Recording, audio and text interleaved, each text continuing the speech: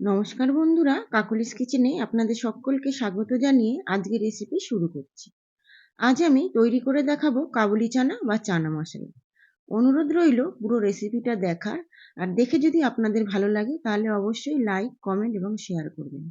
আর bell icon সহ চ্যানেলটিকে subscribe করে দেবেন আরও নিত্য নতুন রেসিপি দেখার জন্য। তাহলে চলুন আমি রেসিপিটা শুরু করি। সবার প্রথমে এখানে 500 গ্রাম কাবুলি চানা নিয়েছি। আর আমি হোল নাইট কাবুলি চানাটা ভিজিয়ে রেখেছিলাম। আপনারা অন্তত 7-8 ঘন্টা কাবুলি চানাটা ভিজিয়ে রাখবেন। এবার আমি একটা প্রেসার কুকারে কাবুলি চানাটা নিয়ে নিলাম। অবশ্য ভালো করে ধুয়ে নিয়েছি, ধুয়েই ভিজিয়েছিলাম। এবার সমস্ত কাবুলি চানা একটা প্রেসার কুকারে নিয়ে নেব। কাবুলি চানাগুলো যাতে ডুবে থাকে সেই পরিমাণে জল দিয়ে দিলাম পরিমাণ মতো নুন, একটা দারচিনি আর 2টো তেজপাতা। এগুলো সমস্ত ভালো করে মিশিয়ে দিলাম। দিয়ে এবার প্রেসারের ঢাকনা দিয়ে সিটি দিয়ে নেব। আমাদের কাবুলি চানাটা অন্তত 80% সেদ্ধ করে নিতে হবে।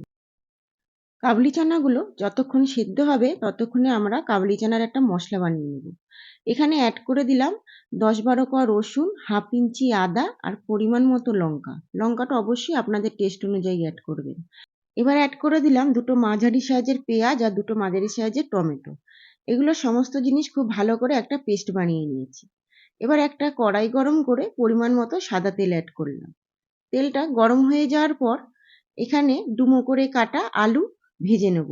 আমি কাবুলি চানায় আলু দিয়েছি, এটা অপশনাল, আপনাদের ভালো লাগলে দেবেন, না ভালো লাগলে দেবেন না। অ্যাড করে দিলাম অল্প পরিমাণে হলুদ। এবার আলুটাকে ভালো করে নাড়িয়ে চাড়িয়ে লাল করে ভেজে তুলে নেব।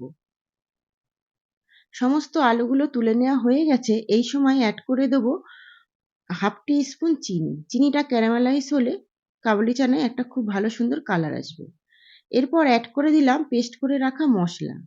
আদা, রসুন, পেঁয়াজ আর টমেটো দিয়ে যে পেস্টটা বানিয়ে রেখেছিলাম সেই পেস্টটা অ্যাড করলাম। অ্যাড করে দিলাম মিক্সার গ্রাইন্ডারের বাটি ধোয়া জলটা। এবার মশলাটা ঢাকা চাপা দিয়ে খুব ভালো করে কষিয়ে নিতে হবে। মশলাটা 5-7 মিনিট হাই ফ্লেমে কষিয়ে নিয়েছি। দেখুন অনেকটাই জলজলে ভাবটা কমে গেছে। এই সময় অ্যাড করে দেবো হাফ টি স্পুন জিরে গুঁড়ো, হাফ টি স্পুন ধনে গুঁড়ো, হাফ টি স্পুন হলুদ গুঁড়ো, half teaspoon Kashmiri red chilli powder. আর এখানে অ্যাড করে দিলাম চিকেন কিমা। চিকেন কিমাটাও অপশনাল, আপনাদের ইচ্ছা হলে দেবেন, না ইচ্ছা হলে দেবেন না। এরপর মশলাটা আবারও ভালো করে হাই ফ্লেমে কষিয়ে নেব। দেখুন মশলাটা থেকে তেল ছেড়ে এসছে। এই সময় অ্যাড করে দিতে হবে সানরাইজের চানা মশলা। আপনারা যে কোনো ব্র্যান্ডের চানা মশলা অ্যাড করতে পারেন। অ্যাড করে দিলাম 1 টিস্পুন চানা মশলা। এরপর আরও 1-2 সেকেন্ড খুব ভালো করে মশলাটা কষিয়ে নেব।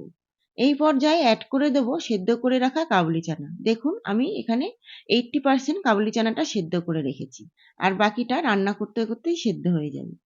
সমস্ত কাবুলি চানা অ্যাড করে দেওয়ার পর মশলার সঙ্গে খুব ভালো করে নাড়িয়ে চাড়িয়ে নেব। 5-7 মিনিট ভালো করে নাড়িয়ে চাড়িয়ে নেওয়ার পর এখানে অ্যাড করে দেব জল। তবে আমি এখানে চায়ের লিকার ব্যবহার করেছি। দেখবেন রেস্টুরেন্টের কাবুলি চানায় খুব সুন্দর একটা ভালো কালার আসে।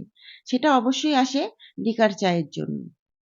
আমি এখানে যতটা পরিমাণে চানা মশলায় গ্রেভি বানাবো সেই পরিমাণে চায়ের লিকার অ্যাড করেছি। এখানে কিন্তু কোনো রকম এমনি প্লেন জল ব্যবহার করিনি। এবার হাই ফ্লেমে ভালো করে ফুটতে দিতে হবে। আর এই পর্যায়ে অ্যাড করে দেবো পরিমাণ মতো নুন আর ভেজে রাখা আলু। হাই ফ্লেমে 5-7 মিনিট ফুটিয়ে নেব। হাই ফ্লেমে ফুটিয়ে নেওয়ার পর এখানে অ্যাড করে দেবো আমচুর পাউডার। চানা মশলা একটু চটপটা স্বাদের জন্য আমচুর পাউডার অ্যাড করে দেবো। এখানে 1 টিস্পুন আমচুর পাউডার অ্যাড করলাম। আবারও খুব ভালো করে চানা মশলার সঙ্গে মিশিয়ে দেবো। চানা মশলা রান্না প্রায় আমাদের শেষ পর্যায়ে। এই পর্যায়ে অ্যাড করে দেবো কাসুরি মেথি। আমি এখানে 1 টেবিল স্পুন কাসুরি মেথি ড্রাই রোস্ট করে নিয়েছিলাম, সেটাই অ্যাড করে দিলাম। আরও 1-2 সেকেন্ড হাই ফ্লেমে ভালো করে কাসুরি মেথিটা মিশিয়ে দিয়ে গ্যাসের ফ্লেমটা বন্ধ করে দেব। আর এই পর্যায়ে 5-10 মিনিট কাবুলি চানাটা ঢাকা দিয়ে স্ট্যান্ডিং টাইমে রেখে তারপর গরম গরম পরিবেশন করে দেব। আমি এখানে লুচির সঙ্গে সার্ভ করেছি, আপনারা পরোটা, নান বা আপনাদের পছন্দ মতন অন্য কিছু দিয়েও সার্ভ করতে পারেন। আশা করব আজকের রেসিপি আপনাদের খুবই ভালো লেগেছে।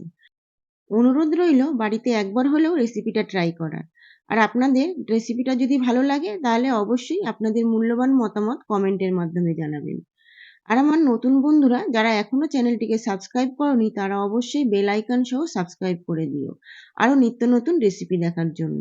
আর আমার যে সমস্ত বন্ধুরা ফেসবুক পেজ থেকে দেখছো তারা অবশ্যই পেজটিকে ফলো করে রেখো।